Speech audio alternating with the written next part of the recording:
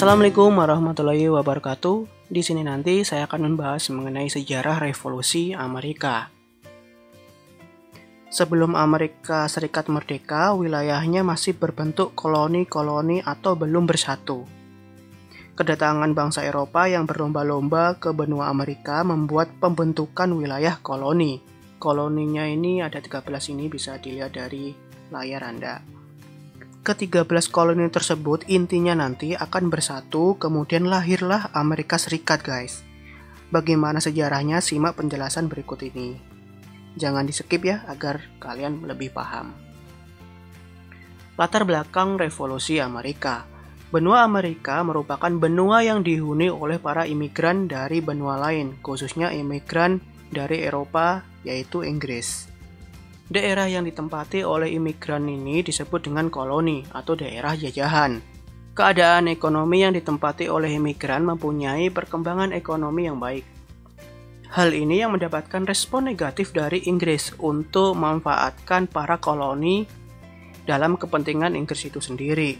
Maksud dari poin ketiga ini, gini loh. Ketika Inggris datang di benua Amerika, terus kemudian melihat daerah-daerah di benua Amerika tersebut memiliki potensi ekonomi yang baik jika dikembangkan. Dari persepsi itulah muncul niatan Inggris, kenapa kok nggak dimanfaatkan saja menjadi daerah koloni dari Inggris. Di sini saya sebut Amerika agar tidak bingung meskipun aslinya masih nama Amerika itu belum ada, tapi masih 13 koloni yang belum bersatu, yang di peta tadi. Pemerintahan Inggris mengeluarkan peraturan dan pajak yang dianggap merugikan penduduk Amerika. Perkembangan koloni di Amerika juga menjadi daya tarik Prancis. Prancis turut memperluaskan kekuasaannya di Amerika. Daerah koloni Prancis membentang di sebelah barat sehingga menghambat kekuasaan dari Inggris. Pada tahun 1754 muncul bentrokan antara Prancis dengan koloni Virginia di bawah pemimpinan George Washington. Nah, maksud di sini adalah Prancis itu ikut-ikutan dalam melakukan koloni di benua tersebut, yang menjadikan Inggris tidak terima karena menurutnya adalah kekuasaan dari Inggris. Akhirnya, kedua negara tersebut melakukan sebuah peperangan. Bentrokan tersebut memicu perang antara Inggris dan Prancis. Perang ini terjadi antara tahun 1756 sampai 1763 yang dikenal dengan Perang 7 Tahun. Perang ini dimenangkan oleh pihak Inggris, namun pihak Inggris mengalami penurunan keuangan. Penurunan ini disebabkan oleh biaya perang tersebut sehingga mengakibatkan Inggris memberlakukan pajak yang tinggi pada daerah-daerah koloni. Kebijakan ini ditentang oleh para koloni dengan muncul sebuah tuntutan. Tidak ada pajak tanpa ada perwakilan dari pihak koloni dalam parlemen Inggris. Ketegangan ini memuncak ketika adanya peristiwa Boston Tea Party. Nanti kita jelaskan di slide yang berikutnya. Yang akhirnya para koloni Amerika bersatu untuk melawan Inggris setelah diadakan Kongres Kontinental 1, 2, dan 3. Kongres Kontinental adalah pertemuan antar delegasi dari 13 koloni tadi loh. Kemudian menjadi badan pemerintahan Amerika Serikat selama Revolusi Amerika.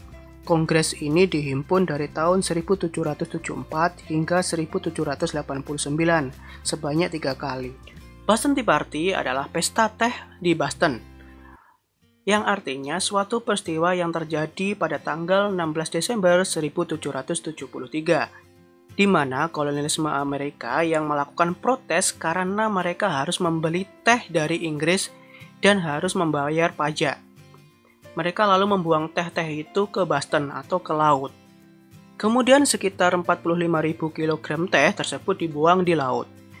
Hal ini menimbulkan kemarahan pemerintahan dari Inggris, yaitu George yang ketiga, sehingga menuntut pertanggungjawaban. Namun penduduk koloni tidak ada yang mau bertanggung jawab sehingga menimbulkan pertempuran yang menandai terjadinya revolusi Amerika. Sebab umum revolusi adalah dibebankan pajak kepada rakyat koloni karena Inggris kekurangan uang setelah perang 7 tahun yang tadi. Pajaknya salah satunya sebagai berikut. ada Undang-Undang Gula, yaitu memberlakukan pajak untuk mengatur perdagangan gula di daerah koloni. Melalui undang-undang ini, Inggris menetapkan pajak dan bea cukai perdagangan gula. Kemudian, ada Undang-Undang Keuangan, yaitu pelarangan bagi setiap koloni untuk mencetak mata uang sendiri. Intinya di sini lebih ke monopoli seperti itu. Ada juga Undang-Undang Perangko, yaitu memberlakukan pajak bagi setiap dokumen dan surat-surat penting yang digunakan dalam kegiatan perdagangan. Yang terakhir adalah Guarantee Act, yaitu undang-undang yang berisi tentang kewajiban bagi setiap koloni untuk menyediakan tempat tinggal dan kebutuhan makanan bagi tentara Inggris yang ditempatkan di daerah-daerah koloni.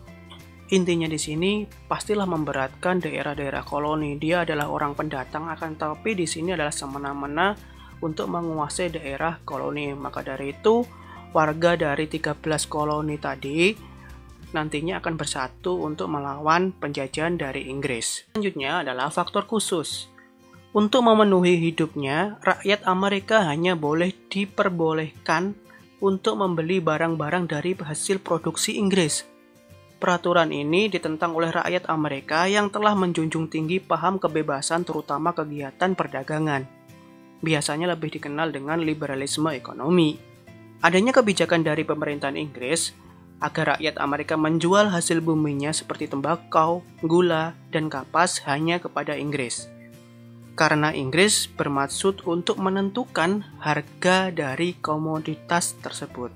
Sekali lagi di sini lebih ke monopoli perdagangan, yaitu jual beli dengan satu pintu perdagangan, yaitu Inggris. Kemudian adanya juga terbitnya pamflet Common Sense, yaitu pamflet akal sehat pada tanggal 10 Januari 1776 karya Thomas Paine yang berisi mengapa Amerika harus merdeka.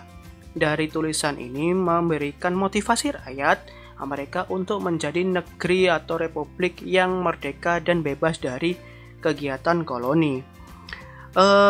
Intinya dari faktor khusus tersebut mengenai pamflet itu ditunjukkan kepada 13 koloni yang nantinya akan menjadi Amerika Serikat agar termotivasi untuk bangkit dari penjajahan dan melepaskan diri dari belenggu Inggris.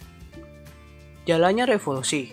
Sebagai reaksinya, ke-13 koloni menyelenggarakan Kongres Kontinental pada tanggal Oktober 1774 yang tujuannya untuk menentang kolonial Inggris dan bertahap sampai Kongres Kontinental 1, 2, dan 3. Tadi udah dijelaskan Kongres Kontinental itu apa. Di sini saya menjelaskan ulang, yaitu adalah Kongres Kontinental itu adalah pertemuan antar perwakilan-perwakilan dari 13 koloni kemudian akan menjadi badan pemerintahan Amerika Serikat nantinya, yang nantinya juga akan bersatu. Gerakan secara nyata ke arah kemerdekaan semakin kuat.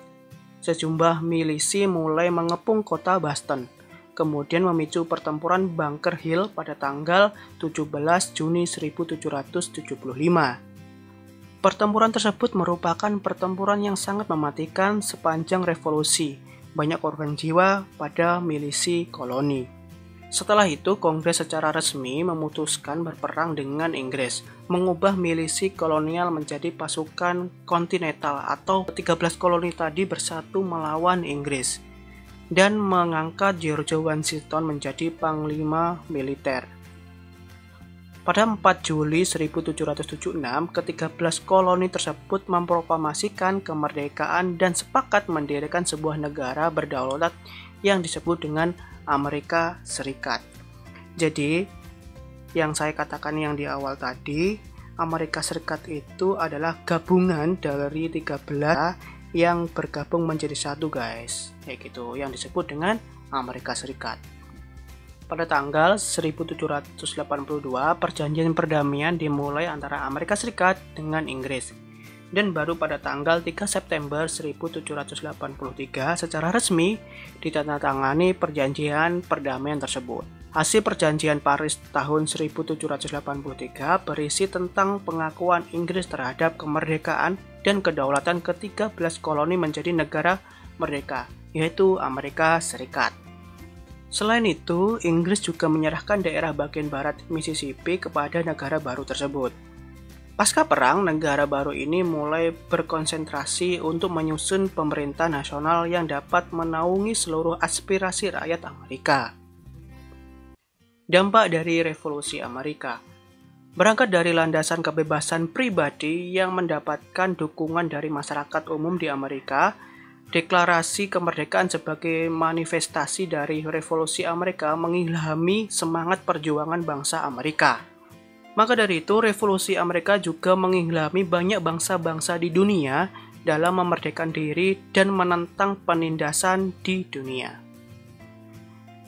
Terima kasih, semoga bermanfaat. Jika ada kurang lebihnya saya mohon maaf. Saya akhiri, assalamualaikum warahmatullahi wabarakatuh.